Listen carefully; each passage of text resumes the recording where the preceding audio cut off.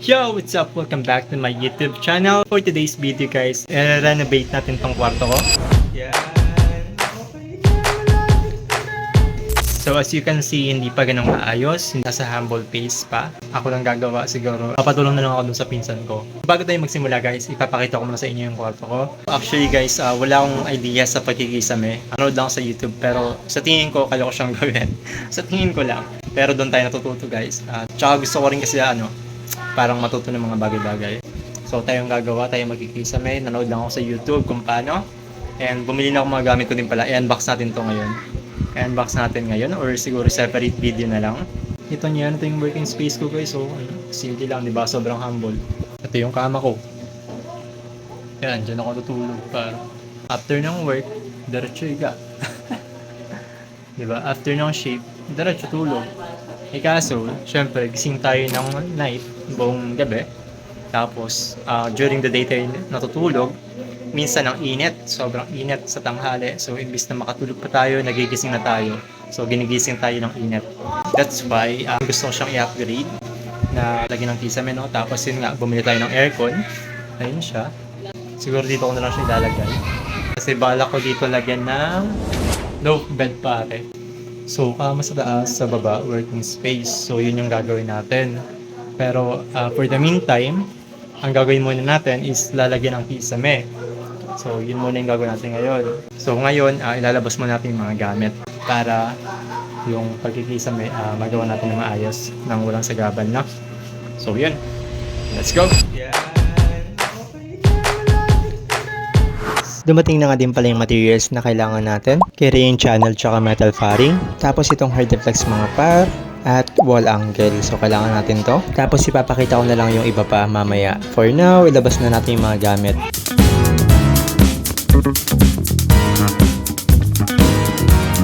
Share ko nga lang din pala mga par, no? Alam niyo ba tong desktop table na to mga par? 2013 pa. Meron kasi kaming dalawang computer noon na pinaparentahan. Pinalitan ko lang ng bagong kahoy itong nasa ibabaw niya. Diba? Until now, nagagamit pa rin.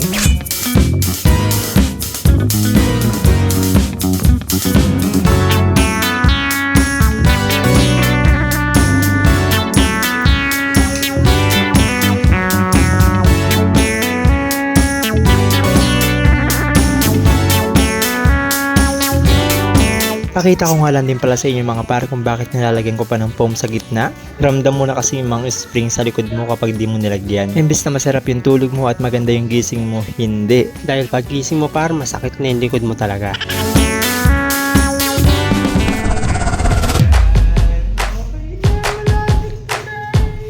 So guys, fun fact lang about dito sa bed frame na ginawa ko. So ayan, kung nakita nyo guys, ito yung dating crib ng pamangkin ko. Since medyo creative tayo, tsaka resourceful, tsaka medyo broke din ako ng time ngayon. Kaya yan yung ginawa kong bed frame, no? So papakita ko sa inyo. Kita nyo naman, ito yung magkabilang side ng crib. Tapos ito yung pinaka-flooring niya. Tapos nilagyan ko na ng mga paa. Tsaka dito sa gitna. Para tumibay siya. So yan, linisin na natin at nang makapag-kisame na tayo. Makapag-start na tayo makapaglagay ng wall angle. Let's go!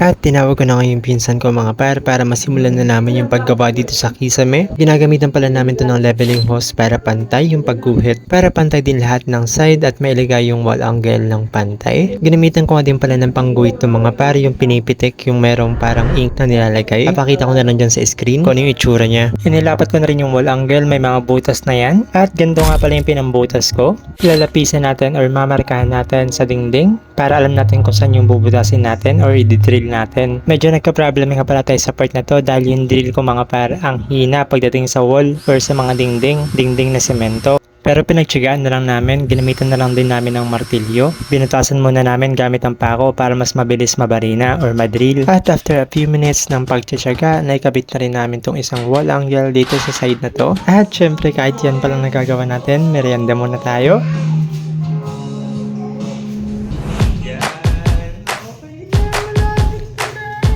At after namin magmerenda, ginawa na rin namin yung kabilang side. Same process lang mga par, kung ano yung ginawa natin nung una, ganun din yung gagawin natin dito. At gabi na nga din mga par kasi anong oras na din kami nakapagsimula. Kaya tignan natin kung ano yung matatapos natin ngayong araw sa day 1. So yun mga par, kabilang side naman yung ginagawa namin. Hindi ko na ipapakita ng buo kasi alam niyo naman na yung mga gagawin dito. Yung ginagawa ko naman ngayon mga par is sinusukat ko kung gaano kahaba yung metal fairing na kailangan natin or yung tamang sukat na kailangan natin para dito. Hindi rin kasi talaga pantay. Merong difference sa magkabilang dulo niya ng 0.5 to 1 inch. Ewan ko ba sa mga gumawa ng bahay na to. Yo, day 1. Yan pala yung tapos guys. Day 1.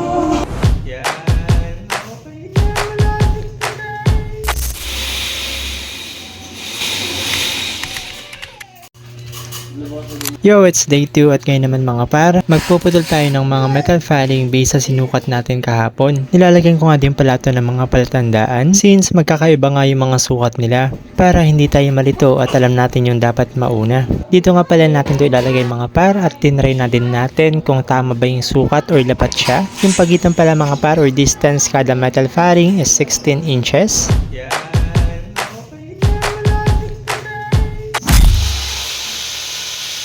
Day 2 pa rin to mga par at ngayong araw nga meron tayong bagong kasama sa paggawa ng kisame natin at may dala na rin siyang drill or barina na kayang-kaya yung mga semento at sa tingin ko nga ay mas madali tayong matatapos ngayon. Ang gagawin naman natin is ilagay yung metal fairing at ilagay yung kulang sa wall angle. Instead nga pala na concrete nail yung gagamitin natin mga par is ito na. Ang tawag dito sa mga di nakakaalam, Dynabolt. Mas safe daw kasi itong gamitin kaysa sa concrete nail na 1 inch. Oo nga naman diba? Bali hindi na natin tatanggalin yung mga concrete nail at dadagdagan na lang natin ng Dynabolt. Ginawa na rin natin yung wall angle dito sa part na to mga par at medyo nahirapan nga tayo kasi meron nakaharang na wire so kailangan natin gupitan yung wall angle. Pero syempre kayang-kaya natin yan. At ito na nga mga par, nilagay na rin natin at nilalagay na rin yung kulang sa banda rito na wall angle. And yes mga par, day 2 pa rin to. At ang ginagawa naman natin ngayon mga par is pagduduktungin natin yung wall angle at metal fairing. At ang kailangan naman natin dito mga par is blind rivets at hand riveter. So ito yung tools or equipment na kailangan natin mga par para maipagduktong or maipagdikit yung metal fairing at wall angle. Sinubukan ko na nga din parang ilagay itong carrying channel. Isa to sa support para maging matibay or maging stable yung kisame or ceiling natin. At malapit na nga natin mailagay lahat ng metal fairing, malapit na natin matapos. Nakikita na natin yung kabuuan mga par. At nag-hands-on na nga ulit tayo mga par kasi gusto nga natin matuto ng mga bagay-bagay so hindi tayo papayag na extra lang tayo ngayong araw. Yun mga par, tapos na yung mga metal fairing, yung carrying channel naman. Pero anong oras na din kaya baka bukas na natin ito tapusin. What's up guys? So ito na yung pangatlong araw na paggawa natin ng kisame. So ito na yung natapos natin kahapon sa day 2, tinulungan tayo ng bayaw natin.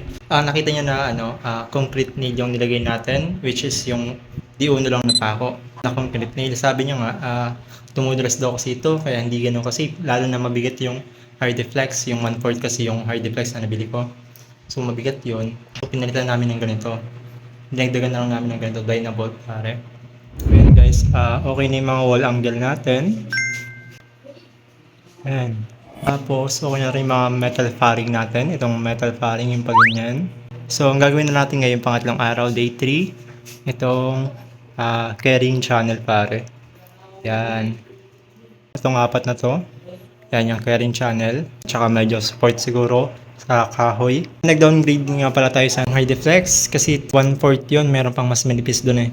So sobrang bigat. Mabigat pa hindi daw kayanin. So bali itong marine plywood na lang na 1/4 ang ilalagay natin para sa kisame or ceiling. Ito yung gagawin natin sa day 3.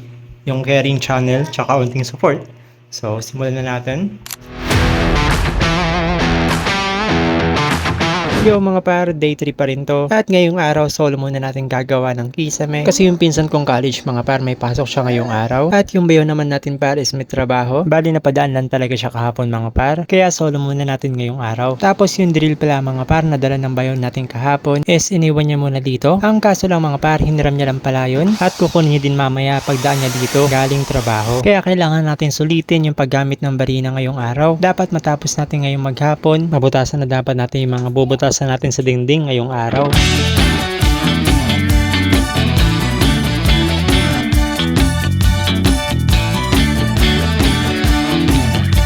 At dumating na nga yung pinsan ko mga par at sakto andito na rin yung bayaw natin. At kukunin niya na nga yung electric drill. Pero sakto rin naman mga par, natapos na natin butasan lahat. Bali ibinabaon ko na lang yung Dynabolt. At narealize ko mga par na ang haba na ng video natin. Kaya puputulin na lang muna natin to hanggang dito. At gagawa na lang tayo ng part 2. Kaya kung gusto mo maging updated sa next upload natin mga par, hit the subscribe button at kung nagustuhan niyo yung video natin, hit the like button na din. At see you na lang ulit mga par sa next video upload natin.